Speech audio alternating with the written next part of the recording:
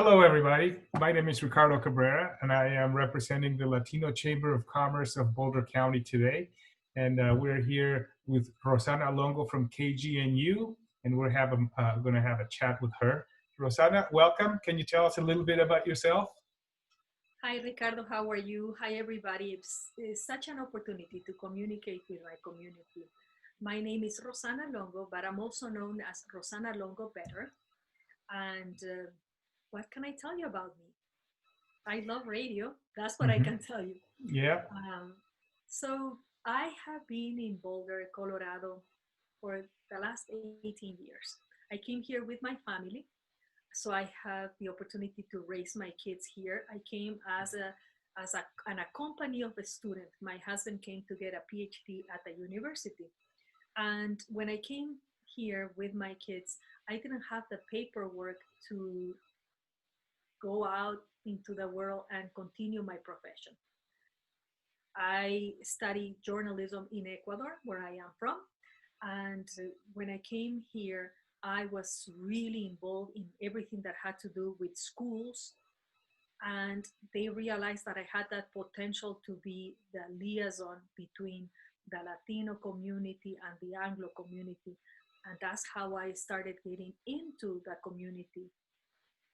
But I got a little bit in trouble many times because I had a good mouth as a good journalist, communicator that I am. I love my language, and I'm a fighter. I fight for my language and for the right of social justice, but also language justice. And when I say language justice is we talk about not only having access to your language to be translate, to have the translation there. We're talking about something more deep, that you need to understand the community and the environment to really understand what the needs of our community are. So Rosanna, that's great. I've known you for a few years. I know you to be passionate about everything that you do. And you've been working with community for a while too. In the past, you had also a radio show where you reached handicapped people. Is that correct? Yes. Tell me more about that. I was telling you about my first times out there in the community. Yes, I didn't have the paperwork to work, but once I was able to do it, and I have to say something. Since I didn't have the paperwork to work here, I understand deeply in my skin how difficult it is for our community that does not have legal documentation to work here, how much struggle that means. Once I was able to get the paperwork, I started exploring more options, and I came across an opportunity to work in a radio for the blind and visually impaired. That's how I started, and I had the opportunity to start programming in Spanish, and I asked a lot of volunteers, some of you guys, to come and read for us. And now that programming is still going and serving the community, but it's the blind and a community that has difficulties accessing information. I had the opportunity to do that, and then when I was doing that, I realized that I needed to go back to work and be more, much more efficient. I decided to sign myself older already into school, and I went and I got my master's in media and public engagement. When I got my master's in as I was studying, I had the opportunity to do an internship for the League of Women Voters and KGNU Community Radio. And it was then when I went to KGNU Community Radio that I found my people. I realized then that there was a space and a place for me among people that were as rebellious as me. A radio, you have to have in mind that KGNU Community Radio started more than 40 years ago, and it started as a protest against the war. And so the history is so rich, and we can talk about a lot. But I have to tell you, I found my space and my place there in KGNU.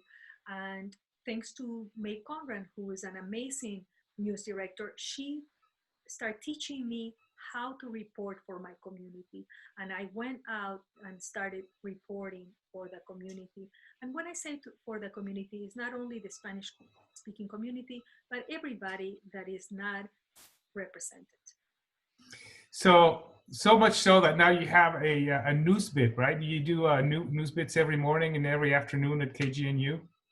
So, I was lucky because I had offered this opportunity to work in KGNU thanks to the Community Foundation of Boulder County, Okay. who realized that the representation of people of color in media is less than 1%. We really don't have representation. Our community grows and we don't have representation. And in corporate media, as you know, everything gets repeated because it belongs to just a few corporations. Now, what I'm doing in the radio as the equity bilingual reporter, I am translating headlines mornings and afternoons. And these ones you can access if you go into the website. So there's the world of the internet, and you can access tons of podcasts. Mine are podcasts that you can listen 4 or 5 minutes in the mornings and in the afternoon of local important information that can benefit you as an individual and you as a community member. I really want to encourage you guys to listen to those, and even if you think, oh, but they're in Spanish, I don't know Spanish. Let me tell you, you can really practice your Spanish. A lot of people know a lot of Spanish. They just are shy. So this is a benefit for a wider community. Mm-hmm. Excellent. That's beautiful. So tell me,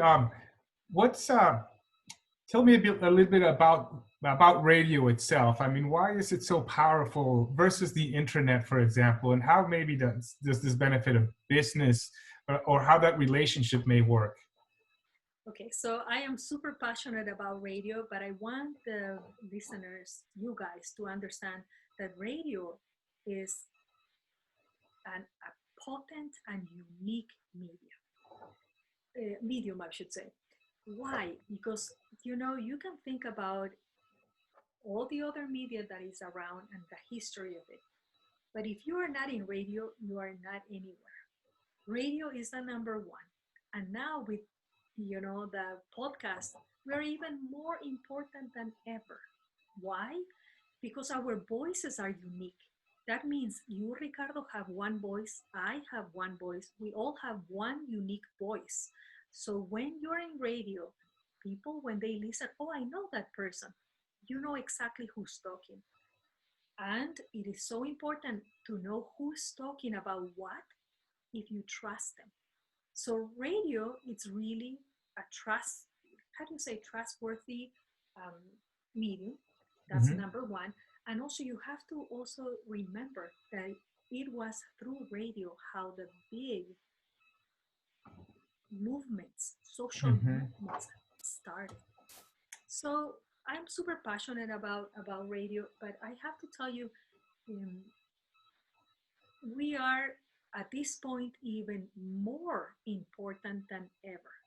In moments when we are struggling a lot, in moments when we are not being heard, when we are, when people, the underrepresented populations are not heard, we need, yes, we can use, all that is all the media and the social media, but many times the social media brings us things that are not right. They are not, when we talk about fake news.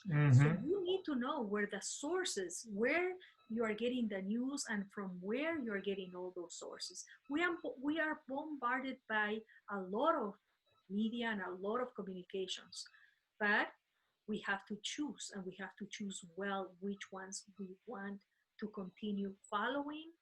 And that is mainly one of the big things. I can talk about radio forever, but I want the listeners to also remember how this radio, KGNU community radio, started 40 years ago against war, and always what we do is we really bring to the airwaves the voices of the underrepresented. We are not commercial, and that's a reason we are free. And we are free to bring what we really need to bring. Yes, thank you. And I can hear a lot of human rights passion there as well, which is very close to our hearts in this, recent weeks with what's been going on. So, Rosanna, thank you so much. It's been a beautiful time. I thank you for your experience, for sharing, and until next time.